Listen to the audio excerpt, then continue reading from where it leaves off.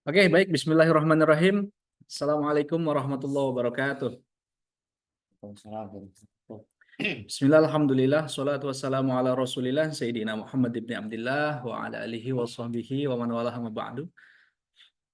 Yang kita cintai, kita muliakan guru kita Buya Yahya, yang mudah-mudahan Allah senantiasa memberikan beliau umur yang panjang, sehat walafiat, berkah selalu, dan mudah-mudahan Allah senantiasa eh, memudahkan hajat-hajat beliau, mobil khusus hajat dakwahnya, dan seluruh hajat apapun yang beliau miliki. Dan mudah-mudahan kita semuanya bisa terus senantiasa istiqomah belajar bersama beliau, eh, bersanding bersama beliau di dunia dan akhirat, dan tentunya nanti kelak bersama Rasulullah Sallallahu Alaihi Wasallam. Amin amin ya rabbal alamin. Baik, Masya Allah, Bapak Ibu semuanya, Alhamdulillah hari ini kita jumpa kembali di Kalam, kajian dan juga tanya jawab Islam. Kali ini mungkin sedikit berbeda nih, tampilannya, visualnya agak beda ya. Kalau biasanya saya sendiri di rumah, ya nanti ustadznya di mana gitu kan, bisa jadi di luar negeri atau di mana gitu. Tapi kali ini, nah ini luar biasa ya. Saya sudah ditemani, mungkin sahabat-sahabat juga sudah tahu sama siapa nih gitu kan, karena sudah tahu infonya. Baik, Insya Allah ada Bang Ustadz Subhan. Nah, manggilnya Abang. Bang Ustadz, gimana Ustadz? Sehat, Insya Allah. Masya Allah, Alhamdulillah, sehat walafiat. Insya Para Allah. sahabat kalam juga, Insya Allah, sehat walafiat. Berkat Amin. doanya semuanya. Amin, amin, amin Masya ya Allah Allah. ya Rabbal Alamin. Ini luar biasa hari ini bisa datang langsung ke, ya bisa dibilang studio, Ustaz. Studio. Ini studio Al-Baja TV, Bapak Ibu semua. Jadi kita siaran di sini ya. Oke. Jadi Ustaz hari eh, ini kalam itu kajian dan juga tanya jawab Islam. Ini sudah masuk ke, ada yang ingin pertemuan keberapa Bapak Ibu? Coba boleh dijawab ya. Pertemuan keberapa coba? Nah, yang mungkin istiqomah dari awal ketika dibuka sampai sekarang pasti tahu gitu kan. Nah, pertemuan keberapa? Nah, ketiga tuh Bapak Ahmad Rizam Asy'ari tahu. Berarti ngikutin ya dari awal ya. Masya Allah, Alhamdulillah. Iya betul. Hari ini Ustaz kita kalam ketiga. Biasanya kalam itu kita 2 pekan sekali. Oh, Masya Setiap Allah. hari Ahad. Pekan Ahad kedua dan juga Ahad keempat. Dan sekarang Alhamdulillah sudah masuk ke sesi ketiga. Sesi ketiga. Dan mudah-mudahan ada seterusnya Ustaz. Amin, amin, ya Allah. Baik. Amin, amin. Jadi mungkin kami juga sampaikan ke sahabat-sahabat kalam yang istiqomah ataupun juga yang baru gabung. Kalam ini diinisiasi oleh teman-teman atau dari media dan dakwah Al-Bahjah Ustaz. Nah, Ustaz Subhan juga mungkin sudah tahu ya media dan dakwah siapa saja, ada apa saja di dalamnya. Ya, di antaranya ada Al-Bahjah TV, Radioku, kemudian juga pustaka yang menelurkan karya-karya guru kita Buya Yahya. Dan insya Allah hari ini juga nanti Ustaz, kita akan bagi-bagi hadiah. Hadiahnya buku. Buku apa? Nanti insya Allah saya spill. Tapi yang penting sahabat kalam semuanya ikut dulu kajian hari ini. Insya Allah nanti ada spesial buku dari karya guru kita Buya Yahya. Baik, kembali lagi kalam ini diinisiasi oleh media dan dakwah Ustaz. Ya, jadi kita ini mencoba untuk memfasilitasi sahabat-sahabat yang jauh gitu kan, yang dari seberang pulau, dari mana gitu kan, untuk bisa tetap ikut ngaji. Kalau hadir ke majelis Al-Bahjah mungkin kejauhan gitu kan, bisanya mungkin lewat TV atau radio kayak gitu. Allah. Nah, di kalam ini kita fasilitasi, kita walaupun jauh kita bisa interaksi langsung lewat Zoom gini Ustaz. Jadi bisa nanya, bisa ngobrol langsung kayak gitu. Ya, tentunya kami minta doa Ustaz dari Ustaz dan juga sahabat-sahabat kalam semuanya, mudah-mudahan media dan dakwah terus bisa berkembang, diberikan kemudahan oleh Allah Subhanahu wa taala. Amin, ya Allah. Terutama kita punya satu hajat yang sangat istimewa luar biasa. Ini hajat guru kita juga tentunya. Karena selama ini kan media dan dakwah kita belum punya tempat, belum punya gedung. Alhamdulillah nih Ustaz. 1 bulan terakhir ini kita sudah jadi baru 1 lantai. Masya Ya. Allah. Rencananya targetnya insya Allah 3 lantai. Alhamdulillah. Kita, Amin, amin, amin. kita minta doa aja Ustaz, dari Ustaz dan juga sahabat-sahabat semuanya biar biar pembangunannya dimudahkan oleh Allah Subhanahu wa taala ya. Mohon didoakan ya sahabat kalam semuanya, dan juga mudah-mudahan kalam ini istiqomah terus. Amin. Baik, cukup informasinya tentang kalam. Nah, hari ini insya Allah saya sama Abang Ustadz Subhan ini kita belajar bareng dari beliau. Apa sih temanya gitu kan? Pasti nanya dong. Ada yang baru gabung, apa sih temanya gitu kan? Nah, sahabat di sini kira-kira ada yang pernah kecewa nggak? Ya, boleh ya komen. Pernah ya, boleh. Atau nggak pernah. Masya Allah, luar biasa sekali kalau nggak pernah kecewa gitu kan. Nah, Ustaz Sudi pernah kecewa nggak, Ustaz? Manusia pasti pernah ya. Manusia pernah kecewa ya. Nah, biasanya kalau kecewa itu kan kadang, nah, oh sering katanya. Sering, Masya Allah. Kalau kecewa itu kan biasanya ah, paling yang paling sering terjadi itu sesuatu yang kita inginkan tidak berjalan sesuai dengan harapan. Nah, biasanya kayak gitu kan, Ustaz. Nah, itu manusiawi banget gitu kan, kecewa. Walaupun mungkin nanti ada tingkatan-tingkatannya. Nah, kita ingin belajar dari tema ini bersama Bang Ustadz tentang bagaimana ketika hati kita kecewa, menyikapinya. Terus apa saja sih yang mungkin paling sering membuat kita kecewa dan gimana caranya biar kita nggak sering kecewa, Ustaz. Baik, Masya Allah. Sudah siap ya Bapak Ibu semuanya ya? Insya Allah. Baik. Kita akan dengarkan langsung, ngobrol langsung dengan Bang Ustaz. Monggo Ustaz, bisa dimulai. Silakan. Sallu ala Nabi Muhammad. Allah SWT. Baik.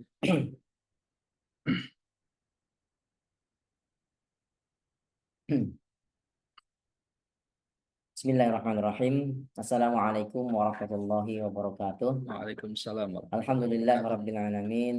Wassalatu wassalamu ala Rasulillah Sayyidina Muhammadin al-amin. Sayyidina Muhammadin al-amin. Al-mab'uthi rahmatan lil alamin wa ala alihi al-mutahharin wa ashabihi tayyibin. Wattabi'ina lahum bi ihsanin ila yaumiddin. Allahumma a'inna ala dzikrika wa syukrika wa husni ibadatik. Allahumma a'inna ala tarki ma'asiyatik. Allahumma a'inna ala ta'atika wa ibadatika. Allahumma urzuqna taubata qablal maut wa syahadata 'indal maut wal jannata ba'dal maut, amma ba'du. Alhamdulillah yang kami hormati, yang kami muliakan, kami cintai para sahabat kalam dimanapun Anda berada, Alhamdulillah. Dan juga host kita, Masya Allah, tabarakallah, Kang Azam, Masya Allah, Alhamdulillah.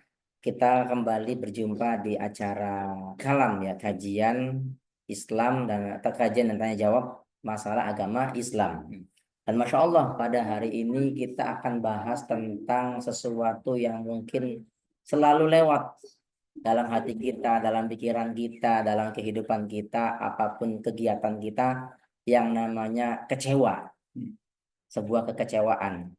Dan kecewa sendiri ini Masya Allah ya. Kecewa sendiri ini adalah satu masalah hati yang memang manusia pasti akan merasakannya. Manusia pasti akan menemukan kekecewaan. Pernah Ya, dan pasti pernah, sering. pasti ada. Masya Allah. Bahkan Nabi kita Nabi Muhammad SAW pun pernah merasa kecewa. Beliau pernah merasa hatinya tidak tenang. Jadi kecewa ini juga termasuk di antara nanti teman-temannya juga, kawan-kawannya juga ya, ada gelisah, gundah, galau, hulana. Itu teman-temannya terus kecewa itu. Nah, bahkan Nabi Muhammad SAW, Rasul kita, Nabi Muhammad itu juga pernah merasakan yang namanya kecewa. Nah, cuman beliau ini nanti bisa untuk mengatasinya. Nah, inilah contoh kita nanti di sini. Bagaimana nanti kita melihat Nabi Muhammad SAW di saat beliau itu lagi gundah hatinya, lagi gelisah hatinya, terus sikap beliau terhadap perasaan ini seperti apa, dan ini adalah mengajarkan kepada kita semuanya untuk bisa meniru beliau dalam mengatasi masalah yang namanya kecewa ini. Pastinya dalam kehidupan kita zaman sekarang, ya dari zaman ke zaman pastinya ada kekecewaan itu berbeda-beda. Tapi yang namanya hati itu yang merasa kecewa itu pasti ini ya, pasti lewat aja gitu, pasti ada. Nanti ada yang kecewa itu dia kecewanya cuma sebentar. Ada orang kecewa itu kecewanya cuma hanya lewat saja terus kemudian hilang lagi, kemudian sudah selesai. Ada juga kecewa yang salah nantinya ini. Kecewa yang salah yaitu kecewa di saat kecewa itu dipendam dalam hati sehingga menjadi sifat yang lain-lain yang membekas dalam hati, yang disebut penyakit hati, di antara nanti ada al-baghdha, benci. Oh. Kemudian yang kedua nanti ada haqid atau dendam.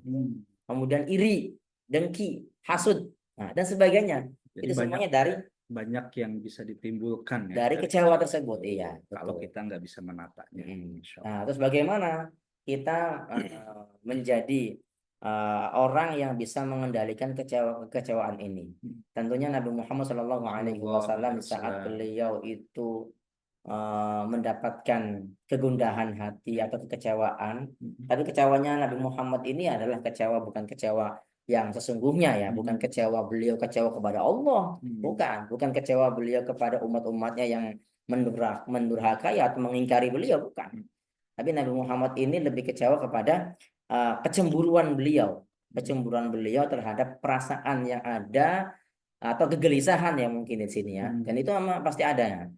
Contoh sebagai contoh Nabi Muhammad Shallallahu Alaihi Wasallam saat itu beliau, masya Allah ya, di saat beliau sedang berdakwah di kota Mekah, kemudian beliau itu sampai disebut dalam ulama sejarah itu di tahun itu adalah tahun kesedihan atau Amul Huzn.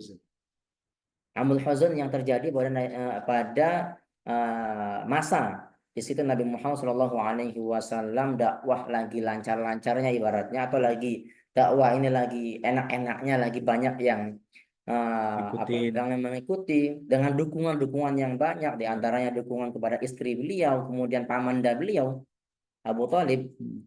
Dan ketika itu beliau oleh Allah Subhanahu Wa Taala diuji dengan ditinggalkan oleh dua pendukung yang paling kuat ini, yaitu istri beliau dan juga pamanda beliau.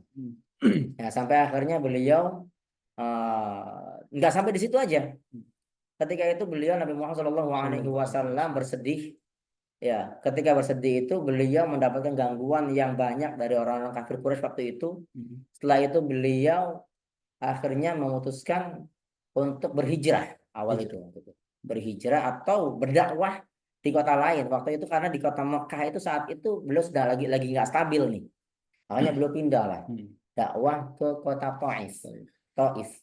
Ke kota Taif. Nah, kota Taif ini ternyata dia disangka-sangkanya ya Muhammad SAW waktu itu ketika di Mekah nggak ada gangguan, wah mungkin saja di Taif orangnya baik-baik nih. Ternyata lah, ternyata beliau pergi ke kota Taif, masuk ke kota Taif itu, malah di sana lebih parah lagi, lebih parah lagi daripada yang ada di Mekah. Bahkan beliau sampai dicaci maki, sampai dilemparin anak-anak kecil dengan batu, Dipukulin dengan ya. sandal, dipukuli oleh pemuda-pemuda di sana, pembesar-pembesar sana tidak menerima. Bahkan beliau itu harus melewati pintu keluar itu. Ketika beliau sudah masuk, kemudian nggak diterima dakwahnya. Setelah itu beliau itu ditawarkan mau dibunuh waktu itu, sampai mau dibunuh. Nah, bagaimana Nabi Muhammad nggak gundah gulana hatinya? Bagaimana beliau nggak gelisah? Ya, tapi beliau di sini apakah kecewa beliau ini? Ada kecewa, tapi kecewa beliau ini bukan kecewa ini, tapi kecewa yang dikendalikan. Bahkan sampai beliau pengen dibunuh, ketika pengen dibunuh, singkat cerita ya, ketika pengen dibunuh oleh orang-orang Taif ini, penduduk Taif ini, ternyata ada pilihan yang kedua, yaitu biarkan saja saya keluar. Saya nggak akan kesini lagi, biarkan saya keluar. Tapi para orang-orang Taif ini ternyata mereka mensyaratkan keluar dari satu pintu yang di situ dijaga oleh Al-Gucu yang pemuda-pemuda kekar-kekar. Ya, jadi beliau itu sampai mau keluar itu dipukuli dulu, sampai berguling, sampai beliau itu nggak bisa berjalan. Waktu itu ada Sayyidina Z ya yang menemani beliau. Kemudian setelah beliau keluar bersandar, itu Nabi Muhammad Shallallahu Alaihi Wasallam. Cuma Nabi Muhammad ini gundahnya kesusahannya beliau ini di saat beliau merasakan hal semacam ini. Coba di zaman kita ini sekarang ini, apakah ada yang semacam Nabi Muhammad ini? Cobaannya gitu kan, ujiannya nih. Ya, apakah kecewa kita sudah nyampe derajatnya segitu? Nah, Nabi Muhammad Shallallahu Alaihi Wasallam di saat kecewanya seperti itu, beliau istirahat di di pohon yang rindang. Saat itu malaikat datang menawarkan, wahai Muhammad, ya berdoakanlah kepada Allah, atau jika engkau mengizinkan aku akan naik, aku akan angkat itu gunung, atau saya akan menyuruh malaikat yang menjaga gunung itu untuk menumpahkan gunung ke orang Orang Taif. Taif. Tapi apa kata Nabi Muhammad Shallallahu Alaihi Wasallam? Langsung beliau berdiri, nggak mau seperti itu, nggak ada rasa dendam. Fa'innahum apa la ya'lamun, kata Nabi Muhammad Shallallahu Alaihi Wasallam, mereka begini nih karena mereka tidak tahu. Fa'innahum la ya'lamun, karena mereka nggak tahu, belum kenal. Ya, saya berharap ya Allah semoga anak cucu mereka kelak nanti akan menjadi orang-orang yang soleh, orang-orang yang bertaubat dan mengikuti ajaran Islam. Alhamdulillah didoakan. Coba saat itu kalau seandainya Nabi Muhammad SAW mengiyakan doanya malaikat, ayo sudah, ayo Ya. di gunung aja. Wah langsung nggak sampai sekarang mungkin nggak ada sekarang orang Taif itu. Nah, maka sekarang itu masya Allah. Dan sekarang pun di kota Taif pun menjadi salah satu Destinasi wisata iya religi ya betul. ketika umroh, betul. Ketika umroh kita berkunjung ke sana adalah untuk mengenang waktu itu. Nah itu sebetulnya untuk apa? Untuk kita menjadi hati yang ini. Setelah itu ada lagi cobaannya. Cobaan dari Nabi Muhammad SAW. Banyak cobaan-cobaan dari yang dialami oleh Nabi Muhammad SAW ketika beliau. Kemudian apa sih sebabnya kita kecewa itu? Nah, ini perlu juga nih Kang Hasan. Betul. Perlu juga kita untuk mengetahui kenapa kita bisa kecewa. Sebetulnya kita ini kecewa ini apakah karena begitu kecewa aja kita atau enggak? Nah, di sini ada nanti ya. sebab kecewa. Di antara sebab kecewa itu adalah terlalu berharapnya kita kepada sesuatu. Atau mungkin kita terlalu besar harapannya sehingga tapi besar harapannya ini tidak dibarengi dengan satu sifat yang namanya at-taslim war ridha. Apa itu? Taslim itu pasrah, menyerahkan diri kepada Allah dan juga ridho. Ridho itu lapang hati, artinya meridhoi apa kehendak Allah, meridhoi apa yang akan diinikan oleh Allah. Dan ini sifatnya Rasulullah SAW ini. Makanya Islam itu kenapa disebutnya Islam? Islam dari kata aslama yuslimu islaman atau tasliman ya. Taslim artinya pasrah, patuh. Islam patuh, pasrah. Sama, di sini taslim. Taslim ini adalah pasrah. Kita nih berpasrah diri. Kita berserah diri kepada Allah Subhanahu wa taala. Nah, ini kalau seandainya ada seseorang itu ya, tentunya kita juga kami sendiri pernah kecewa. Kami sendiri pernah tersinggung. Kami sendiri pernah gelisah. Ya. Nah, itu. Nah, biasanya kenapa? Biasanya karena harapan yang terlalu besar, kemudian harapan tersebut itu tidak tercapai, sehingga apa? Sehingga menjadi hati itu nggak nerima. Nah, nggak nerimanya ini nih. Kenapa nggak nerima ya? Karena itu tadi nggak taslim. Kenapa? Karena nggak ridho, nggak berserah. Ya. Kami sendiri, saya mengutip dari guru kami Buya Yahya, di antara salah satu hikmahnya, mutiara hikmahnya beliau, itu yang berbunyi, jangan salahkan mereka yang mengecewakanmu. Jangan salahkan mereka yang mengecewakanmu, akan tetapi salahkan dirimu yang terlalu berharap besar dari mereka. Berarti konteks dalam hal ini adalah kita terlalu berharap makhluk, ya? Betul. Terlalu berharap dengan makhluk. Bagaimana kalau misalnya kita berharap besar lebih kepada Allah, tapi ternyata harapan kita ini nggak sesuai? Ya, tadi itu makanya harus dibarengi dengan taslim dan ridho.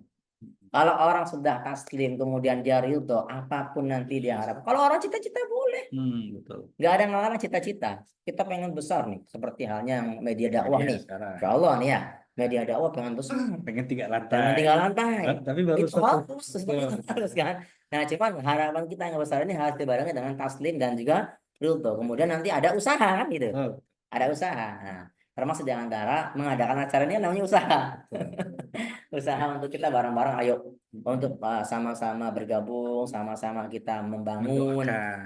Gitu. Jadi yang namanya yang namanya kecewa itu disebabkan oleh besarnya harapan kita yang tidak dibarengi dengan taslim atau pasrah ya, dan juga ridho. Ya. Kalau orang sudah ridho kepada Allah, orang sudah ridho dengan keputusan dari Allah Subhanahu wa taala, itu dan terima dia akan apapun yang terjadi, apapun yang diberikan, udah harapan kita apapun. Tapi kalau orang kita berharap terus, berharap, tapi berharapnya nggak ada habis-habisnya, bisa jadi nanti kalau harapan nih, nah ini kalau harapannya benar, nggak ada masalah, benar. harapannya benar, kemudian nggak tercapai, karena kita taslim, kita ridho, insya Allah lapang dada kita, Betul. Nggak ada lapang istilahnya, dada. nggak ada istilahnya kecewa yang berkepanjangan ya. Betul. Jadi Kecewa pasti ada, tapi mungkin ya sudah saat itu saja mungkin betul. kita bisa siasati, insya Allah. Baik. Baik. Jadi jangan sampai juga kecewa ini dibarengi dengan sifat-sifat yang tadi yang saya sebutkan, yang Nah, kami sebutkan, dengan benci, dengan dendam, iri. Kalau udah dendam ini udah susah nanti. apalagi bencinya sama Allah gitu. Nah, Nah, itu yang ini bahaya. salah udah. Sama makhluk aja nggak boleh. Nah Betul. ini mukadimah ini. Mukadimah kita kalau sering membenci orang, kita sering mendendam orang, jangan-jangan nanti kita akan dendam dengan yang lainnya. Kalau udah kita dendam dengan seorang manusia, pada istri, suami, kepada anak-anak kita, atau orang tua kita, atau saudara-saudara kita, nanti bagaimana nanti kita akan bersih hatinya. Makanya kita, ayo bersihkan hati kita, menjadilah orang yang taslim, orang yang ridho dalam segala hal. Dan kemudian apakah ada amalan-amalannya? Ya amalannya Nah, membersihkan hati ya. ini Kalau yang penting amalan-amalan sendiri, obatnya ini Ustaz. ya amalan-amalan sendiri, eh, kita kepengen tenang hatinya itu, ya Allah Subhanahu Wa Taala sering yang mengingatkan, ala bidzikrillahi tatmainnul qulub. Ya, alah sungguhnya yang menenangkan, dengan zikir itu akan menenangkan jiwa raga kita. Banyak-banyak membaca Al-Quran, banyak-banyak membaca sholawat. Atau ada mungkin ada doa khusus Ustaz, agar kita ketika kita kecewa ya lebih nerima kayak gitu, barangkali ada gitu kan, Nah, manusia tadi kan kata Ustaz harus ikhlas berserah, tapi itu sesuatu yang sulit gitu kan, hmm. pasti itu barangkali ada doa yang pernah diajarkan Rasulullah Baik, mungkin. kalau untuk doa sendiri kami belum ini ya, artinya Mm-mm. doa sendiri mungkin yang khusus kami belum menemukannya, artinya belum ada yang khusus untuk orang hatinya ini. Cuman kami dapat dari guru kami bahwa apa namanya, kalau kita hati lagi nggak enak, Mm-mm. atau lagi gundah gulana, gelisah, Galau kecewa seperti itu kita dianjurkan untuk membaca ayat suci Al-Quran aja, baca Al-Quran, di Quran, antaranya surat Al-Insyirah, al-insyirah, ya, Alam Nashrah ya. alam nasrah, Alam nashrah laka sadrak wa wada'na 'anka wizrak alladzi anqara dhahrak wa rafa'na laka laka dzikrak dzikra, fa inna ma'al 'usri yusra inna ma'al 'usri yusra fa idza faragta fansab wa wa ila ila rabbika rabbika farghab. farghab. Insya Allah sahabat kalam hafal Hmm. semuanya ya. Insya Allah hafal itu. Nah, itu biasanya kami pun diajari oleh guru kami bahwa untuk membaca doa itu, untuk membaca hal-hal semacam apa namanya, surat Al-Insyirah ini, bisa sebelum setelah sholat, setelah zikir atau yang lainnya boleh gitu. Baik, Insya Allah. baik. Itu mungkin yang tentang kekecewaan ya, tentang Mm-mm. bagaimana mengatasi hati kita yang sedang kecewa. Jadi kecewa ada sebabnya. Nah, sebabnya kita ketahui ya tadi, sebabnya di antaranya adalah karena terlalu berharapnya kita, Terlalu. atau mungkin besarnya harapan kita, tapi tidak dibarengi dengan taslim.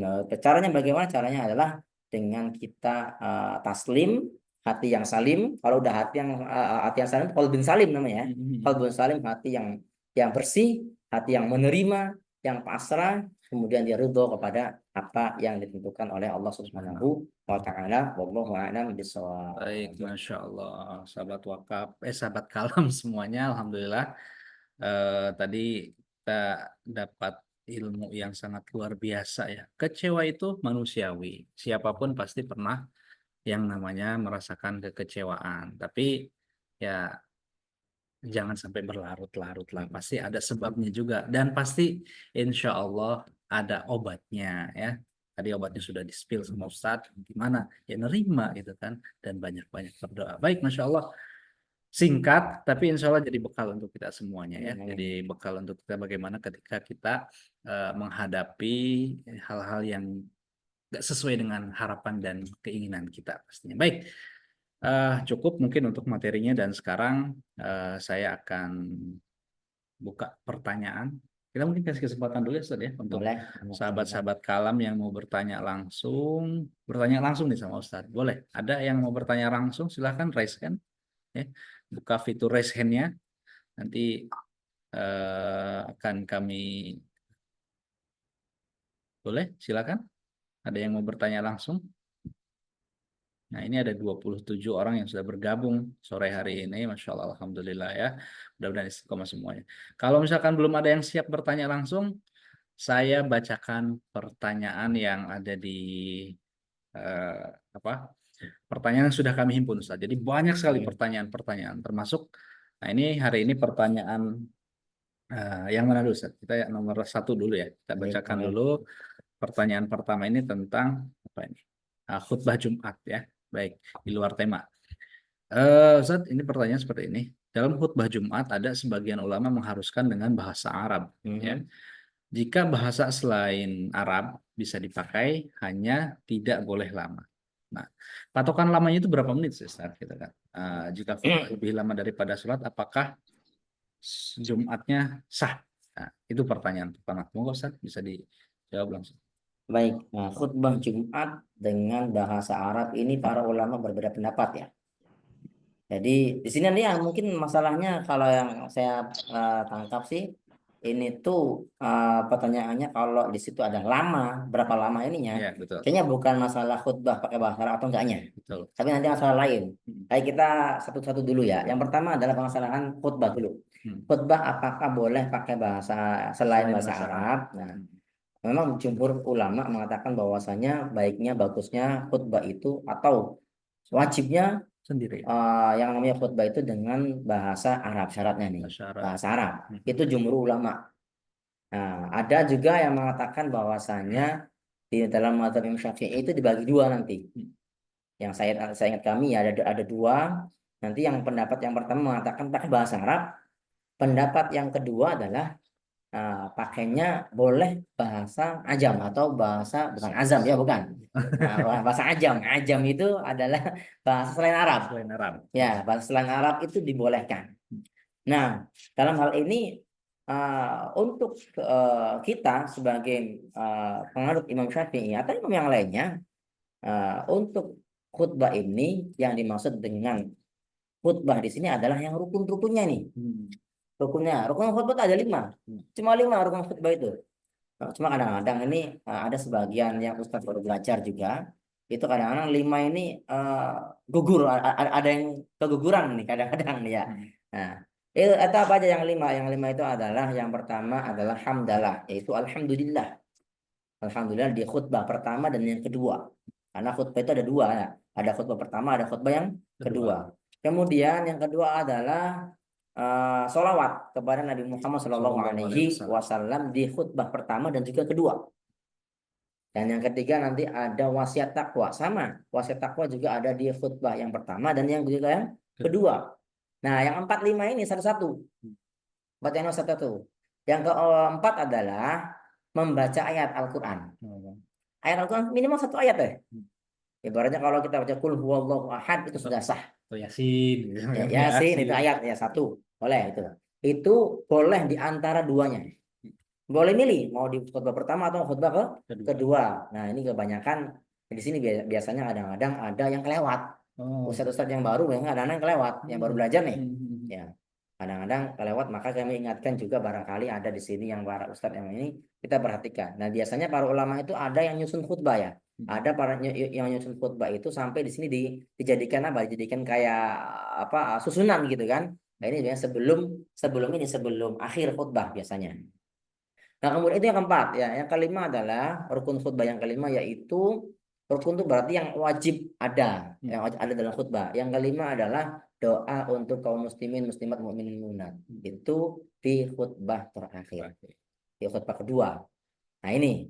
Nah, kemudian di sini kalau saya tadi dengar dari pertanyaannya tadi bahwasanya kalaupun boleh pakai bahasa Indonesia itu baru berapa menit. Nah, nanti di sini nih Patokannya ya, durasinya. nanti di sini nanti ada kan tadi itu antara ada namanya syaratnya khutbah itu namanya mualah. Apa itu? Apa tuh mualah? Mualah itu bersambung atau berkesinambungan. Hmm. Jadi antara khutbah pertama dengan khutbah yang kedua itu harus berkesinambungan. Jadi nggak boleh berhenti. Oh.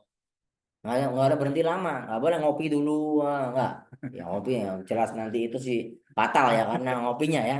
Atau mungkin ngelamun dulu setelah misalnya khutbah pertama Duduk duduk, biasanya duduk ya kan gitu duduk kan. kan, itu nggak boleh lama, itu nggak boleh lama. Jadi sekedar apa? Sekedar bacaan surat Al-Ikhlas. Biasanya ada yang Ahad. baca sholawat juga kan antara Nah, itu ya. itu kurang seperti itulah. Jadi nggak usah terlalu lama juga. Nggak terlalu lama. Nah, kemudian juga yang namanya mualai. Mualai ini adalah antara rukun dengan rukun. Ya, rukun dengan rukunnya juga harus mualah. Ya, kayak tadi misalnya Allah, misalnya kita khutbah nih ya. Khutbah tuh biasanya diawali dengan yang tadi 5 rukun tadi itu.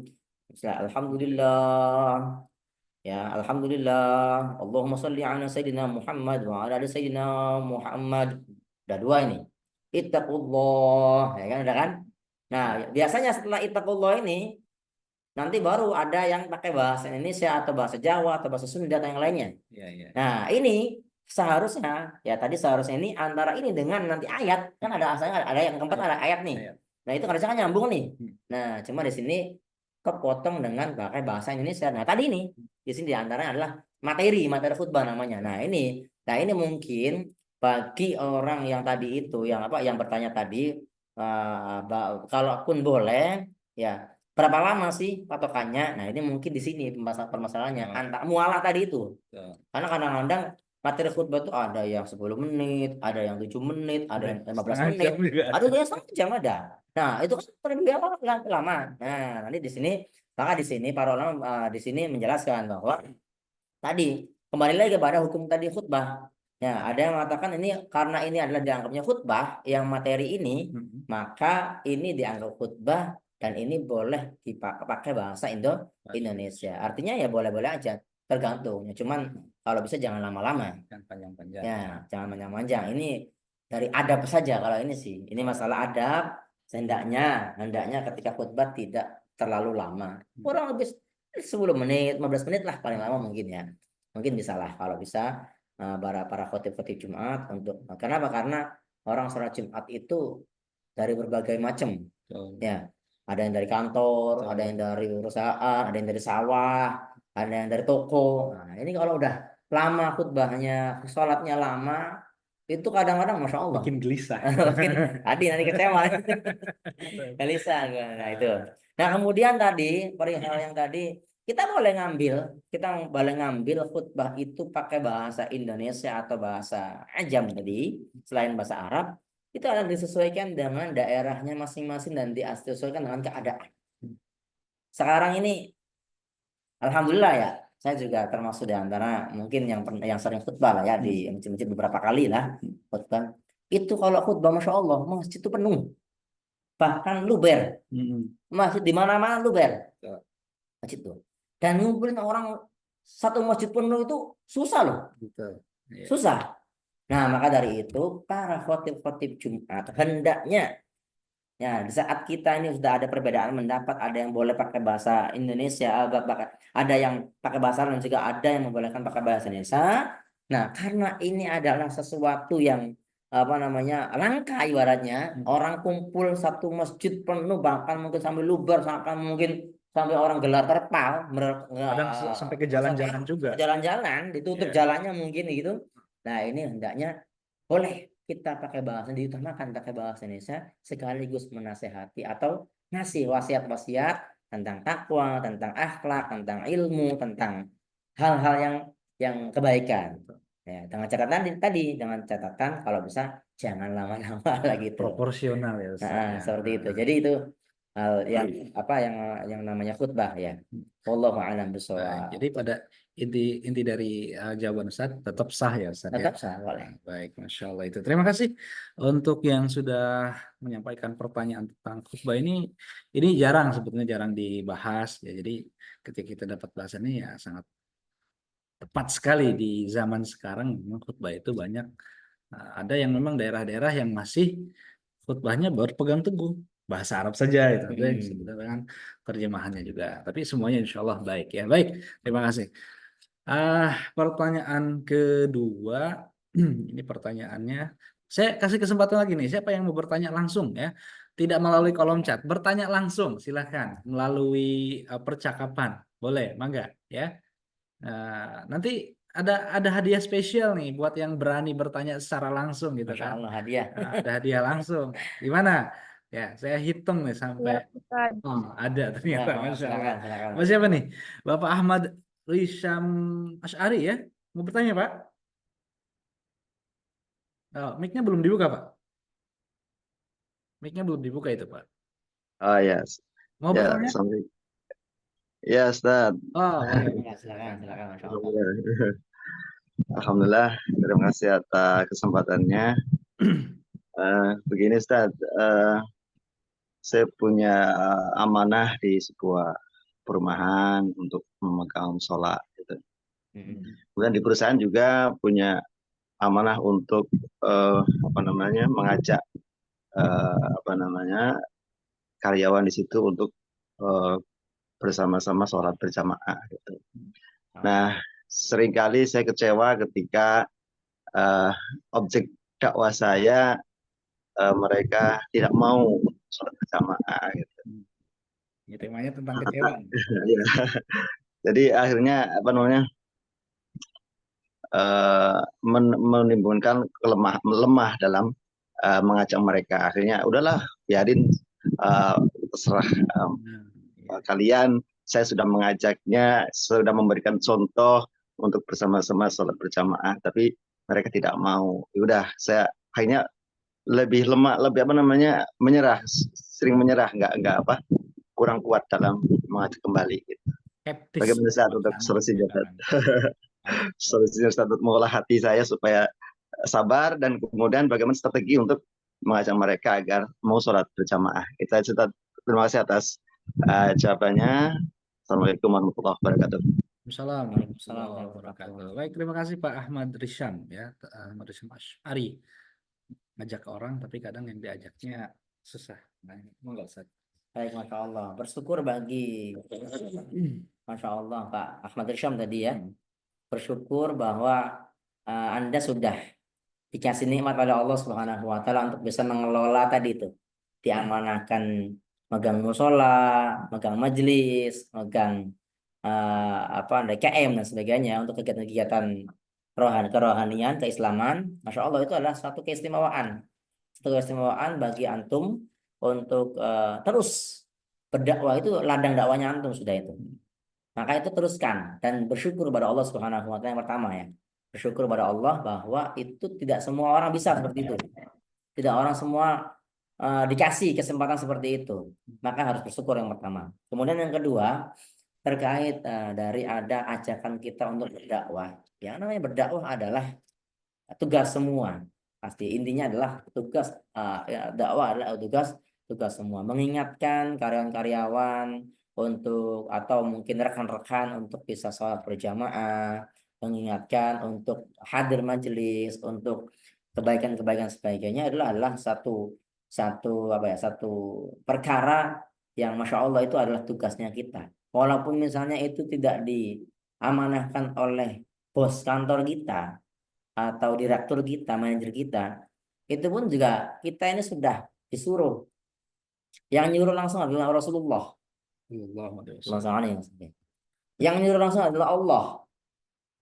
Ya, jadi kita ini perlu untuk yang namanya menganggap sesuatu itu adalah besar di hadapan Allah, di hadapan Rasulullah SAW, bahwa tugas itu adalah tugas kita semua sebagai umatnya Nabi Muhammad tentunya. Ya, artinya di sini antum jangan kecewa. Anda jangan kecewa, jangan putus asa, terus ajak. Kalaupun misalnya dia itu nggak mau dengan cara yang satu, coba cara yang lain. Seperti halnya Nabi Muhammad SAW ketika beliau itu mengajak satu dakwah itu dengan cara ini, beliau ini nggak ngikut cara yang lain. Cara lain nggak ikut, cara yang lain lagi. Dan terus sampai berinovasi di situ. Ya, termasuk diantaranya adalah ketika, jadi yang ketiga nih, kaidah yang ketiga adalah di dalam ilmu dakwah atau di dalam motivasi dakwah yang sering disuarakan oleh guru kami Buya Yahya, bahwasanya jadikan orang lain adalah ladang pahala. Nah, ini nih. Jadikan orang lain adalah ladang pahala bagi kita, untuk kita nih. Wah, ini ada orang nih, sasaran kita nih. Langsung kita dakwain nih. Wah, ini ada orang yang bisa kita dakwain nih. Sasaran langsung. Ya, jadi itu adalah ladang dakwah kita. Maka anggap kalau kita sudah menganggap mereka itu ladang dakwah kita, sesusah apapun kita akan cari caranya nanti. Bagaimana caranya? Termasuk di antara kita nih, misalnya nih, sekarang lagi di acaranya media dakwah nih. Ya, mungkin tadi ini kan katanya tadi baru 3 sesi ya. Tiga 3 sesi. kali ya, Tiga 3 kali kali. jalan nih kan. Iya. Nah, sebelumnya apakah ada seperti ini? Mungkin sebelumnya belum ada Hmm. seperti ini kan, atau mungkin sudah berjalan dulu waktu yang beberapa waktu yang lama yang lalu. Nah, cuma kita di sini inovasi terus, kita membuat lagi jaringan-jaringan lagi, kita membuat lagi acara-acara, kita membuat gedung-gedung lagi, media sosial dan sebagainya, macam apapun yang ada yang kita bisa, nah kita laksanakan karena itu adalah ladang pahala kita, media. Nah, sekarang nih Masya Allah kita ini berhadapan dengan apa namanya Gadget. gadget kita ini. Nah, ini jadikan ini adalah ladang pahala kita. Ada komputer, ada media sosial. Jadikan itu adalah ladang pahala pahala kita. Termasuk di antaranya teman kawan-kawan kita, rekan-rekan kita, jadikan mereka adalah ladang pahala kita. Kalau sudah kita jadikan mereka sebagai ladang pahala, insya Allah nanti kita nggak akan yang namanya putus asa. Kita nggak akan yang namanya, waduh, udah, ini udah nggak. Nah, nih. Nah, kemudian baru yang keempat nih. Solusi yang keempat adalah yang keempat, dalam berdakwah itu ada satu kaidah juga dari guru kami Bu Yahya juga, bahwasanya beliau berkata apa, kebenaran itu tidak mesti kita ucapkan dengan lisan kita, tapi bisa dengan lisannya orang lain. Nah, kalau seandainya rekan-rekan kita ini nggak mau diajak untuk ayo berjamaah, kita masih punya bos. Nah, betul. Ya kan, kita masih punya direktur atau karyawan. Bisa aja kita laporan kepada Pak Direktur, Pak Bos, mohon maaf nih, ini saya udah ngajak tapi anak-anak yang kurang mau. Gimana, ada konsekuensi atau tidak atau apa? Kalau udah dipanggil direktur, kamu gimana? Ayo, beres semua itu. Apalagi kalau pimpinan itu kan bisa membuat sebuah aturan dan Betul sekali. kebijakan. Jadi Wajib ada sholat jamaah. wajib sholat jamaah. Gimana kita jangan kalah dengan orang-orang yang di luar sana, yang di apa, yang di perusahaan-perusahaan yang di sana, yang di luar. Banyak perusahaan yang ada mewajibkan karyawannya untuk melarang karyawannya untuk tidak pakai jilbab. Hijab. Betul. Iya, seperti itu. Nah, kita mewajibkan karyawan kita untuk sholat, itu kan bagus. Bahkan alhamdulillah kami sendiri pun juga ada di Albania itu tim media dakwah, tim dakwah itu di antaranya adalah masuk kepada perusahaan-perusahaan yang ada karyawannya, ada bikin pengajian, seminggu sekali, sebulan sekali. Datang ustadz dari kita, dari teman-teman kita, kawan-kawan kita, asatid digilir. Jadi ada yang datang nanti seminggu sekali ke perusahaan-perusahaan tuh, misalnya di bos rotan atau di bos apa gitu, di bos bengkel apa gitu. Ada karyawan apa di situ, ada 10 orang, 15 orang. Gak ada masalah. Kita datang. Nah, itu termasuk di antaranya inovasi-inovasi dakwah kita. Gitu. Jadi, kalau kita nggak bisa diterima kalam kita atau nasihat kita oleh orang lain, bisa kita minta bantuan dengan yang lainnya yang mungkin mereka dengar omongannya. Kalau seandainya ustadz yang datang, ustadz ngomong, mereka nggak bakal nolak. Nggak bakal ini, atau bosnya yang ngomong nggak bakal nolak, nggak berani dia. Nah gitu, jadi seperti itu. Yang pertama adalah tadi yang yang keempat ya, ada 4 ya. Yang pertama bersyukur udah dikasih nih amanah dari Allah. Kemudian yang kedua, kita jangan jadikan ladang pahala ya. Kemudian yang ketiga tadi apa, yang ketiga itu apa namanya, yang pertama bersyukur, yang kedua kita jadikan orang lain sebagai ladang pahala. Yang ketiga Tidak harus kita yang menyampaikan. ya, nggak harus yang kita menyampaikan. Yang keempatnya saya lupa tadi ya.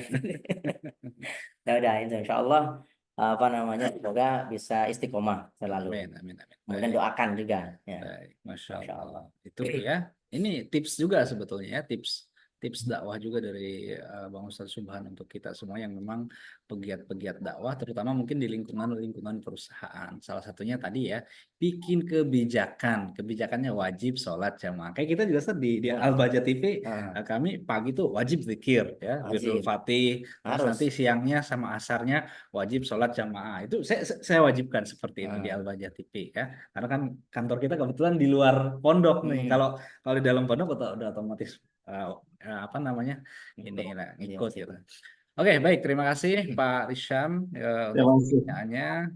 Syukran atas jawabannya Ustaz. Alhamdulillah.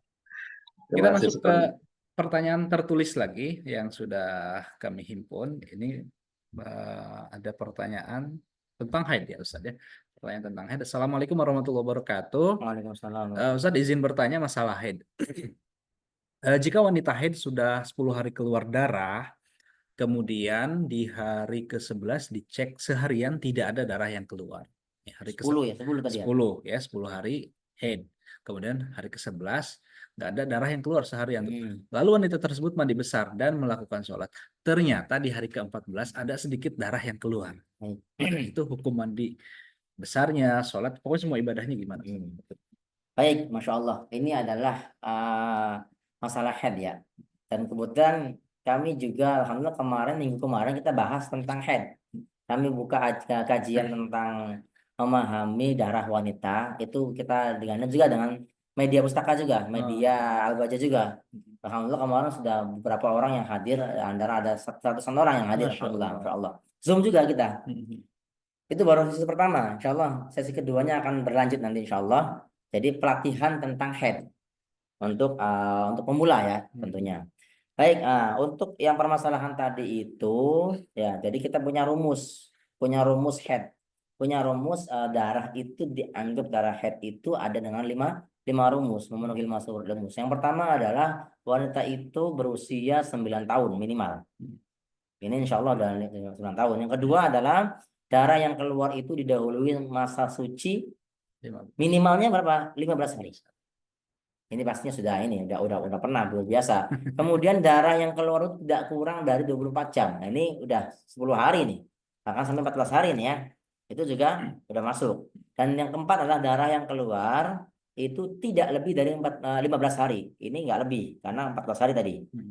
Kemudian yang kelima adalah darahnya itu bukan setelah melahirkan. Kalau melahirkan ini nifas namanya. Oke, anggap ini adalah darah haid. Nah, bagaimana? Nah, ini di sini ada permasalahan. Jadi patokan haid itu gini. Patokan haid itu paling sedikitnya haid sehari semalam, 24 jam. Kebiasaannya 6 atau 7 hari. Umumnya wanita itu 6 atau 7 hari. Dan paling banyaknya haid, mentok-mentoknya haid itu 15 hari. Ya, cuma jarang ini 15 hari ini. Nah, kemudian setelah itu nanti jadi 15 hari ini kita buat patokan. Nah, di saat di sini ada seorang wanita yang keluar darah 10 hari, kemudian di hari ke-11, 12, 13 berhenti darahnya. Kemudian hari ke-14 keluar lagi. Nah, artinya di sini ada berhenti di antara dua darah. Nah, berhenti di antara dua darah ini bagaimana hukumnya? Nah, di sini nanti ada 2 pendapat. Kalau ulama 2 pendapat. Pendapat yang pertama yang kuat adalah yang 11 yang berhenti ini itu dianggap sebagai haid. Yang 11 hari berarti. Bukan 11 hari. Hari 11, 12, 13 yang tidak keluar, yang udah mandi besar ini dianggap haid. 11 sampai ke 14. Ya, jadi haidnya semuanya 14. Ya. Oke. Haidnya semuanya 14. Selagi masih dalam lingkup 15 hari ini. Itu yang pertama, pendapat yang digugat. Nah, maka kalau seandainya dia itu di bulan puasa, ya, di bulan puasa, itu ya udah berarti dia haidnya karena 14 hari, maka qadha puasanya adalah 14 hari. 4 kali berarti. Itu pendapat yang pertama yang dikukuhkan dalam mazhab Imam Syafi'i.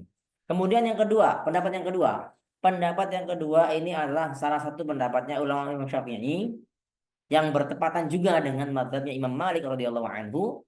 Nah, ini yang berhenti di antara 2 darah 10 ya, kemudian 14 kan, jadi kan 11, 12, 13. Nah, ini gimana hukumnya? Hukumnya pendapat yang kedua ini adalah dianggap suci. Jadi yang sudah dilakukan tadi itu udah mandi besar, udah sholat, udah puasa, ibaratnya begitu, udah dianggap suci, udah selesai. Ya, jadi nanti gimana haidnya? Haidnya 10 hari pertama tambah 1 hari 14 tadi. Ya, jadi berapa hari tuh? 11 hari toh. 3 harinya bagaimana? 3 harinya suci. Kalau seandainya dia udah puasa, udah nggak usah qadha lagi. Tapi mungkin nanti setelah hari ke-14 itu dia tetap wajib mandi lagi ya Ustaz ya. Nah, wajib mandi lagi. Nah, jadi 14 hari di hari ke-14 ketika keluar darah kemudian suci lagi, udah langsung mandi lagi. Gitu. Jadi ini namanya apa? Ini namanya kalau yang dianggap suci, ini namanya qaul laqat namanya. Qaul laqat. Laqat itu bahasa Arabnya artinya kurang lebih nemu. Nah, jadi nemu suci nih. Nah, lumayan. Karena apa? Karena kalau di bulan Ramadan daripada nanti kodok di luar agak sulit, nah sekarang aja kan gitu. Mandi aja langsung. Hari ke-10 berhenti darahnya, mandi apa, dan boleh semua yang dilakukan, boleh melakukan sesuatu yang tadi dilarang untuk orang haid.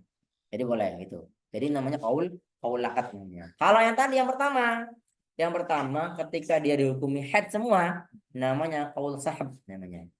Kalau sahab itu berarti udah dihimpun semuanya, udah sekalian deh gitu. Mungkin lebih kehati-hatian ya. Nah, seperti itu. Jadi boleh. Kalau udah mandi apa udah nggak biarin, nggak apa-apa. Artinya yang kemarin di hari ke-11 dia mandi wajib, ibadah, apa-apa sah. Yang sah. Nah, dan ini termasuk diantaranya bisa dipakai juga kalau lakat ini yang nemu tadi itu bisa dipakai apa? Bisa dipakai di saat ada wanita yang sedang umroh, kemudian keluar darah dia. Oh gitu. Nah, di saat nanti ada waktu-waktu tertentu dia itu ada senggang darahnya, diperkirakan nggak ada darah, bersih dari darah, udah langsung Bisa tawaf itu udah. tawaf ya. Iya. Baik, Masya Kalau Allah. sa'i kan nggak mesti ya. Sa'i nggak disyaratkan untuk apa? Untuk suci. Kalau tawaf aja tawaf. Kan tawaf berapa menit? 20 menit, kurang lebih 20 menit kan? Selesai. Udah. Masya Allah. Seperti itu. Ini untuk solusi bagi apa namanya orang yang sedang umroh kemudian kok dilanda ada darah gitu. Ini bisa dipakai ya. Yang kulakat tadi. Baik, mudah-mudahan semuanya yang Wallahu a'lam. hadir ini bisa umroh ya. Amin amin Baik, ya Rabb. baik. Baik, terima kasih Ustadz jawabannya nih. Masya Allah sangat membantu sekali tentunya buat Bapak ya. Tadi juga ada Ustadz bilang ada kajian fikih juga. Nah, nanti mungkin bisa ikut Fikih juga head ya, ya, fikih fikih head head. ya. Penting ini jangankan ibu-ibu atau kaum akhwat. Semua bapak-bapak juga. Bapak-bapak Iya, juga ikhwan juga wajib semuanya. memahami ya. Nah. Baik, kita ke pertanyaan berikutnya. Kita bacakan dulu pertanyaan Ustadz ya. Pertanyaan ke berapa ini? Ketiga ya. Pertanyaan ketiga atau keempat. Baik. Bismillahirrahmanirrahim. Ustaz, bagaimana menyikapi adik lelaki yang numpang tinggal di rumah kakaknya yang sudah menikah? Nah, kakaknya ini perempuan ya. Adiknya ini belum bekerja, kakaknya udah nyuruh untuk bekerja biar bisa mandiri, bisa bangun keluarga sendiri. Tapi adiknya ini putus asa, ngerasa putus asa karena umurnya udah 30 tahunan. Katanya ya umur segini susah katanya nyari kerja, nggak bakal kejar dan sukses dan sebagainya. Nah, kakaknya juga nggak mau sebetulnya rumah tangganya hancur karena adanya ini. Karena kakaknya pernah ditegur sama suaminya sampai kamu mau kayak gitu terus gitu kan. Nah, pertanyaannya gimana sikap si kakaknya ini terhadap adiknya tersebut? Apakah adiknya ini harus hidup mandiri, nggak bareng kakaknya lagi? Mohon nasihatnya Ustaz. Baik, Masya Allah, barakallah. Ya, jadi em, ini tadi adanya laki-laki, Adiknya kakaknya perempuan ya. perempuan, Berarti masih aman. Baik, ini masih aman. Tinggal satu rumah, kakak adik di sini masih aman ya, karena adiknya laki-laki, kakaknya masih perempuan. Yang nggak aman tuh kalau seandainya Iparnya ini beda iparnya, jenis ya. nah beda jenis, lawan jenis nih. Misalnya ini nanti bahaya. Nanti ada hal-hal yang perlu diperhatikan. Nah, kalau seandainya seperti itu kasusnya adalah untuk sang adik di saat dia itu sudah dewasa ibaratnya ya. Dia memang seharusnya mandiri. Nah, seharusnya mandiri. Nah, cuman yang namanya mandiri itu untuk pemula itu kadang-kadang masih perlu bimbingan. Apalagi kalau yang belum nikah. Kalau belum nikah, belum ada ini, maka kami sarankan sih untuk misalnya tadi ya usaha kecil-kecilan, bekerja mungkin di mana, dan bekerja itu nggak mesti harus yang ini ya, yang elit-elit ya, ibaratnya jangan Yang kita harus gaji besar dulu. kayak tadi itu nanti kecewa nanti tuh. Ya, kalau kita kepengennya itu sesuatu yang yang gede-gede aja, saya nggak mau kerja kecuali di perusahaan yang gede. Saya nggak mau dagang kecuali usaha yang besar, yang modalnya gede. Lah, kalau kita harapannya itu, jadi jangan salahkan mereka, atau kalau bahasa dirubah sedikit ya, jangan salahkan apapun ya yang membuatmu kecewa, yang mengecewakanmu. Ya, tapi salahkan apa sih yang harapan kita ini yang terlalu besar dalam yang kita mungkin apa ya tidak mampu gitu, tidak mampu untuk menjalannya. Jadi yang di depan mata dulu lah. Iya, betul. Depan mata dulu kita harapkan boleh besar, akan tapi tadi dibarengi dengan taslim, ridho kemudian dan berusaha tadi. Nah, jadi bagi tadi yang adik yang laki-laki tadi itu ya hendaknya yang namanya sudah dewasa, jadi dimulai dari yang kecil-kecilan dulu. Iya. Misalnya kerja, dagang atau apa, usaha kecil-kecilan yang modalnya kecil. Nah, itu seharusnya ini dari sisi seorang laki-laki ya, seorang adik hendaknya kita tidak merepotkan. Artinya itu tidak merepotkan untuk kakaknya dan sebagainya. Itu harapan saya. Kemudian nanti ketika nikah pun, jodoh pun sama. Jodoh pun juga jangan kita apa ya, jangan kita terpaut dengan satu hal, satu kriteria yang menjadikan kriteria itu apa ya, maksudnya harapannya terlalu ini gitu, Terlalu muluk ya. terlalu muluk-muluk gitu. Jadi yang namanya pernikahan, siapa bilang pernikahan itu mahal? Nggak semua pernikahan mahal. Kami sendiri merasakannya. Kami nikah itu nikah itu ya nikah sederhana aja. Nikah akad yang penting sah dulu, kemudian akad kita udah selesai. Kita pun juga resep juga nggak ada ibaratnya yang rame-rame yang sampai berpuluh-puluh juta gitu kita nggak ada juga. Artinya ya nyaman-nyaman aja lah gitu. Jadi di apa di kemampuan sesuai kemampuan kita. Nah, jadi apalagi sekarang difasilitasi oleh negara ya oleh apa oleh KUA ya nikah ada di gratis kalau nggak salah ya. Gratis KUA. Ya, gratis atau gimana tuh? Apa kita ini? Atau dengan nikah dengan apa dengan yang terdaftar lah ya, yang terdaftar itu nggak mesti harus mahal. Nikah itu nggak mesti harus mahal. Kerja nggak harus elit. Kerja nggak harus ini. Namanya kalau sudah kita memaksakan diri itu bukan bukan susah lagi namanya apa gengsi Oh, namanya. iya, iya. Kalau ada gengsi itu orang itu udah susah nanti. Ya kemana-mana nggak akan bisa. Maka bagi seorang yang sudah dewasa, apalagi sudah di atas 25 tahun ya, Udah itu 30 sudah tadi. 30 tadi, ya maka hendaknya kita berusaha lah. Berusaha untuk bisa mencari kesibukan-kesibukan dengan bekerja atau mencari nafkah atau yang lainnya. Tuh. Kemudian bagi sang kakak sendiri, bagaimana solusinya bagi sang kakak tadi itu? Memang untuk mengurusi adik itu adalah bukan bukan dari apa bukan dari kewajiban sebetulnya ya bukan dari kewajiban seorang kakak dengan kepada adiknya. Nah, iya betul kalau kewajiban itu ketika adiknya masih kecil, ketika masih belum mampu ibaratnya. Nah, bagaimana dengan seorang kakak yang melihat adanya seperti itu? Tadi sudah bagus, artinya udah dikasih semangat, udah dikasih diingatkan, kemudian juga dituntun. Nah, terus kalau bisa kayak tadi masalah dakwah tadi itu. Jadi jadikan adikmu itu ladang pahala gitu loh. Jadikan adikmu ladang ladang pahala. Nah, bisa jadi adikmu ini adalah pahala kita yang mengalir nanti. Nah, jadi jangan sampai apa namanya nyesal juga ketika adik kita yang nggak mampu atau mungkin yang numpang sama kita atau yang kita yang ngurusin karena jangan sampai sebenarnya dia berhasil. Tuntun terus, bimbing terus, tuntun terus karena dia juga mungkin apa namanya yang namanya sudah usia ya, yang usia mungkin belum tahu jalannya atau belum tahu caranya bagaimana. Bisa jadi nanti diajarin caranya bagaimana, dituntun, dibimbing sampai nanti dia mandiri. Insya Allah kalau sudah mandiri semuanya akan indah nanti dan jangan sampai ada apa ya namanya ada perasaan-perasaan yang kakak adik semestinya jangan sampai ada perasaan-perasaan yang apa dendam atau dengki atau iri atau yang lainnya itu nggak ini artinya nggak benar lah nggak bagus lah begitu ya jadi hidup itu akan susah sendiri nanti hidup akan susah sendiri kalau kita hatinya nggak enak gitu. Wallahu a'lam bishawab. Baik, Masya Allah. Terima kasih Ustadz ya atas jawabannya. Ini satu pertanyaan terakhir, mungkin ada yang mau bertanya langsung? Satu penanya terakhir sebelum nanti kita tutup sesi kita untuk hari ini. Kalau enggak saya bacakan pertanyaan di kolom chat. Ini ada pertanyaan yang sesuai dengan tema juga hari ini. Baik, tidak ada ya yang bertanya langsung? Baik. Ustaz. Oh ada. Boleh enggak? Silahkan. Dengan siapa? Boleh dibuka videonya kalau bapak-bapak atau ikhwan biar kelihatan.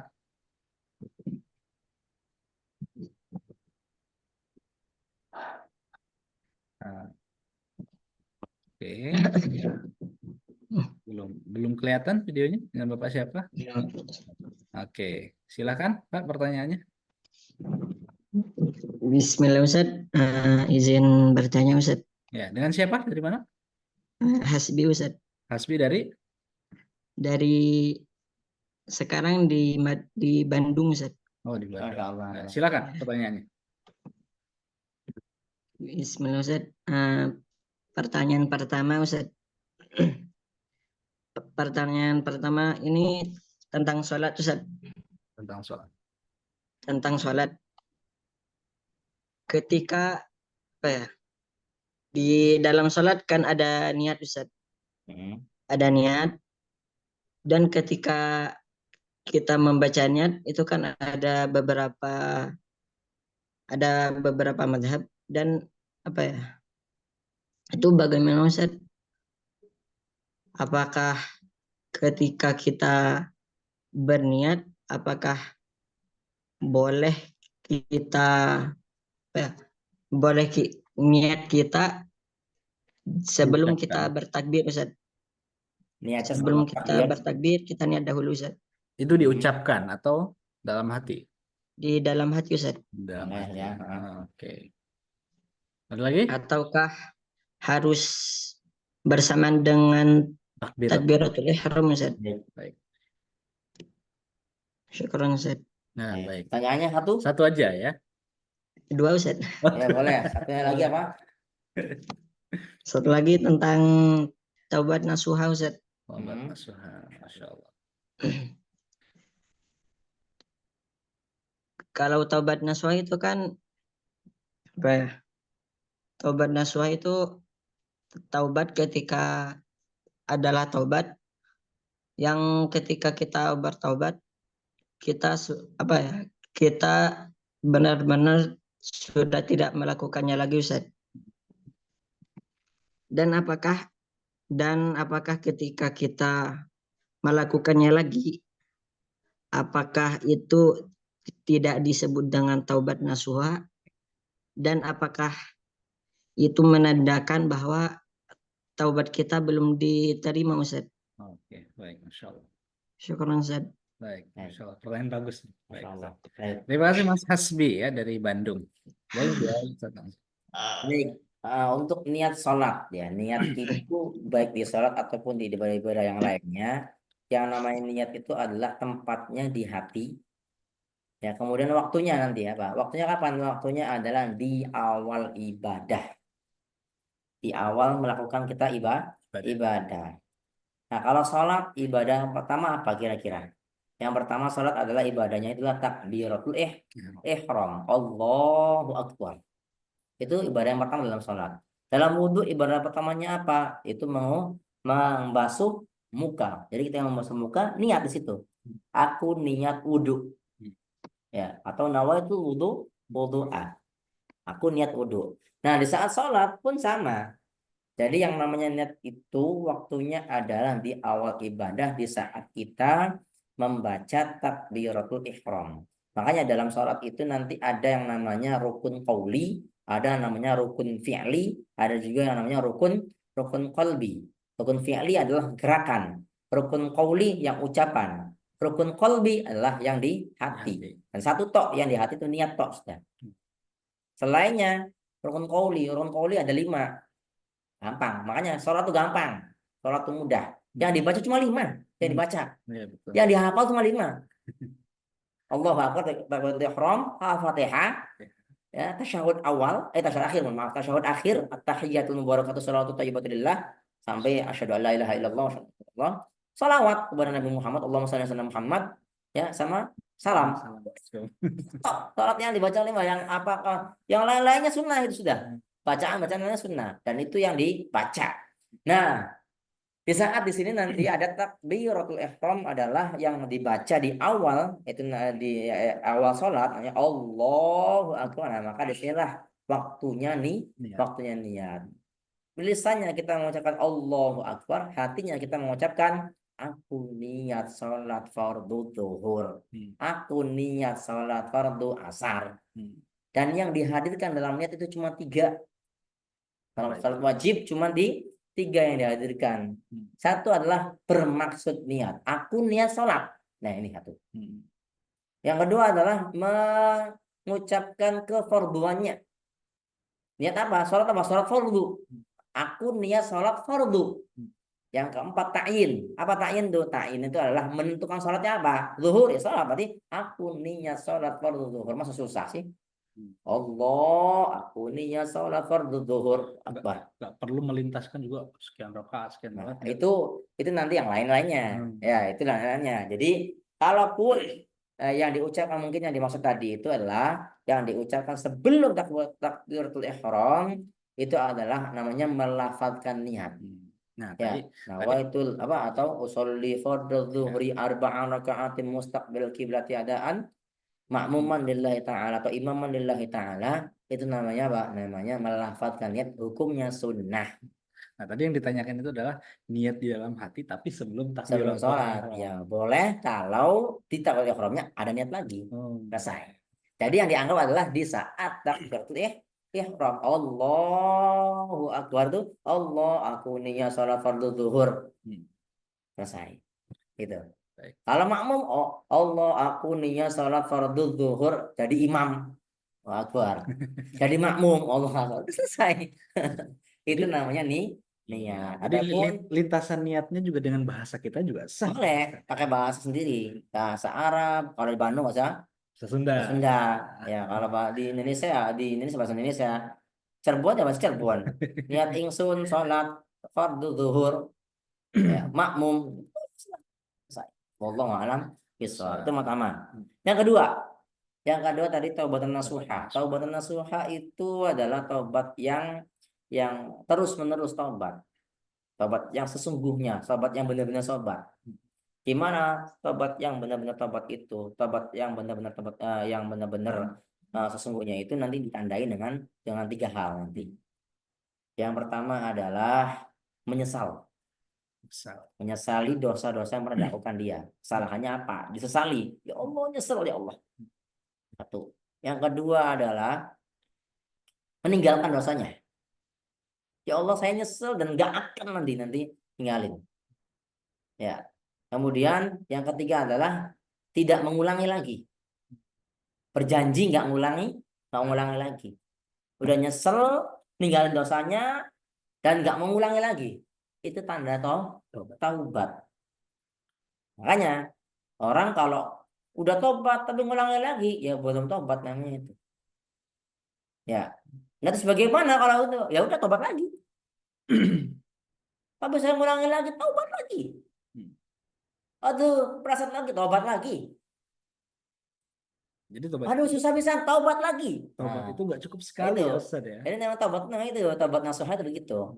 Sehingga dikatakan oleh Rasulullah SAW, innallaha yuhibbut tawwabin, tawwab.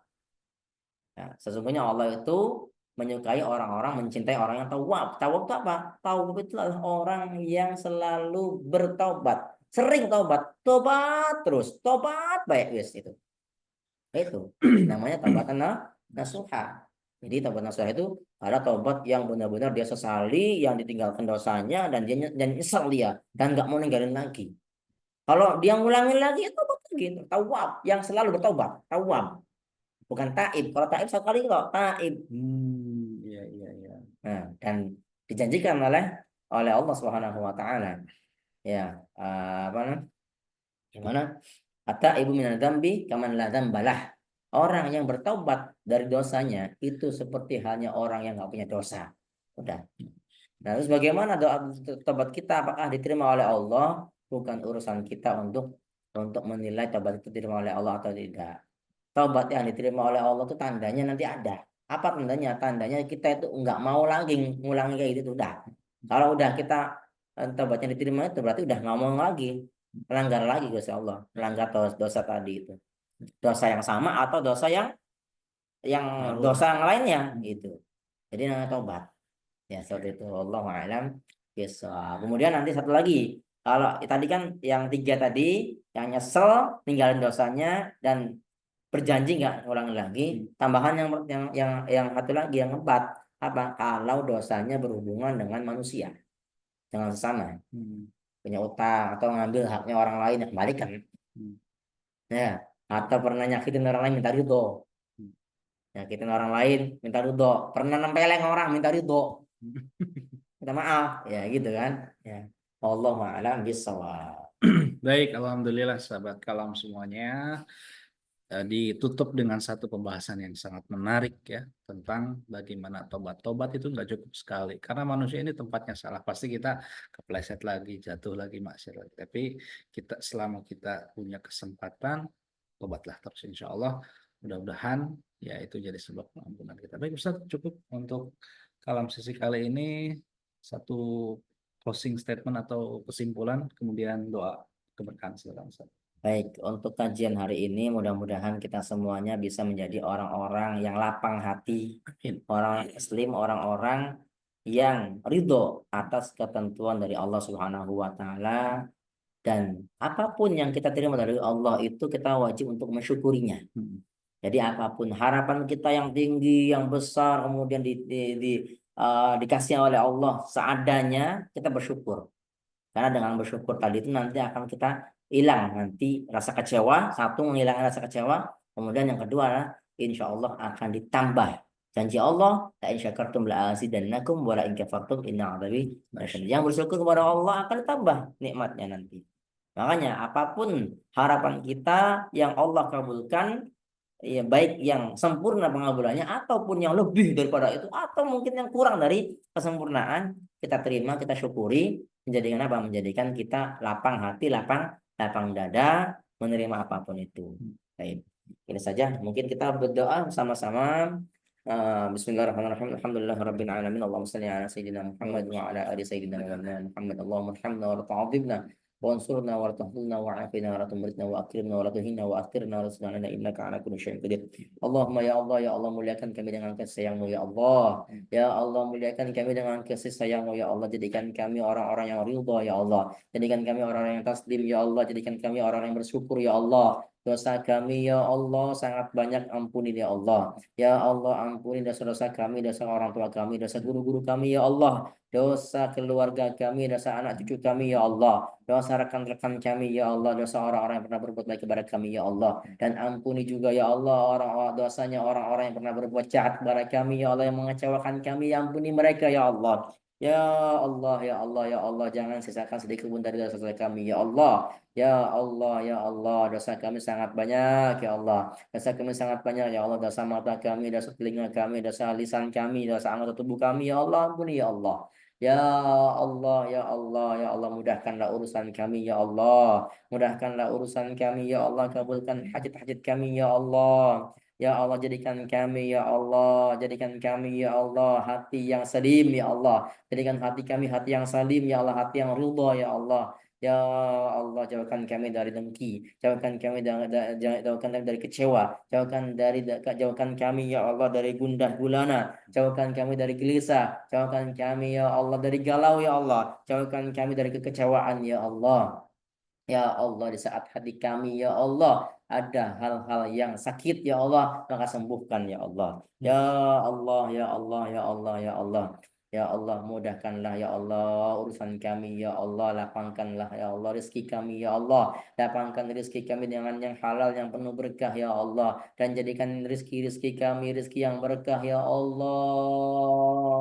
Disalurkan kepada yang berhak ya Allah. Disalurkan untuk hal-hal yang baik ya Allah, untuk pembangunan dakwah ya Allah, untuk zakat ya Allah, untuk infak ya Allah, untuk wakaf ya Allah. Ya Allah, ya Allah, ya Allah, lapangkanlah rezeki kami ya Allah yang halal ya Allah. Rumah tangga kami ya Allah, rumah tangga kami ya Allah, jadikan rumah tangga kami ya Allah rumah tangga yang saling mencintai karenamu ya Allah, suami istri yang saling mencintai karenamu ya Allah. Ya Allah, yang belum punya jodoh ya Allah, mudahkanlah ya Allah mendapatkan jodoh yang soleh soleha ya Allah. Ya Allah, yang dibanggakan oleh kekasih Nabi Muhammad ya Allah. Ya Allah, yang belum punya keturunan ya Allah, jadikanlah ya Allah, berikanlah keturunan yang soleh soleha ya Allah.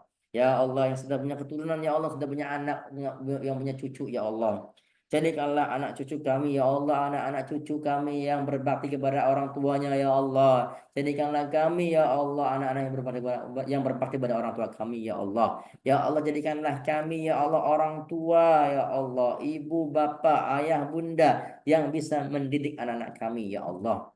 Ya Allah, jauhkanlah kami, anak cucu kami, keluarga kami, ya Allah, tetangga kami, ya Allah, dari maksiat, dari dosa-dosa, ya Allah, dari judi, ya Allah. Jauhkan kami dan mereka, ya Allah, dari minum-minuman keras, ya Allah. Jauhkanlah kami dan mereka, ya Allah, dari hinanya zina yang kau hinakan, ya Allah. Ya Allah, panjangkan umur kami dalam ketaatan serta sehat walafiat, ya Allah. Panjangkan umur kami dalam ketaatan serta sehat walafiat, ya Allah. Berikanlah kami husnul khatimah, husnul khatimah, husnul khatimah. Mati dalam keadaan iman ya Allah. Ya Allah, jika Engkau hendaknya mencabut nyawa kami ya Allah, maka cabutlah nyawa kami ya Allah saat hati dan lidah kami mengucapkan kalam agung dan mulia. La ilaha illallah Muhammadur Rasulullah. La ilaha illallah Muhammadur Rasulullah. La ilaha illallah Sayyidina Muhammad Rasulullah sallallahu alaihi wasallam. Rabbana atina fid dunya hasanah wa fil akhirati hasanah wa qina adzabannar. Wa sallallahu ala sayyidina Muhammadin wa ala alihi wasallam. Alhamdulillahi rabbil alamin. Al-Fatihah.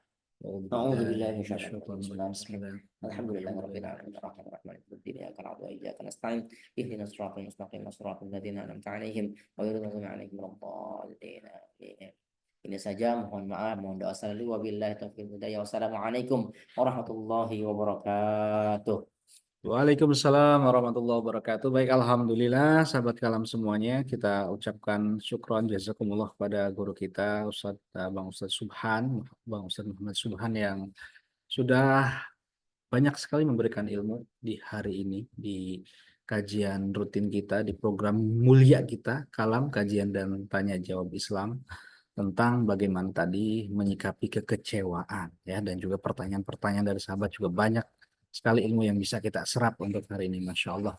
Baik, sahabat kalam semuanya, sampai di sini mungkin jumpa kita di program kalam untuk hari ini. Tapi sebelum saya tutup, Ustaz, kita punya satu informasi dulu. Tadi penanya dari Bapak Ahmad Risham ya, dan juga Mas Hasbi tentunya berhak mendapatkan buku dari guru kita, karya guru mulia kita Buya Yahya, buku apa tadi?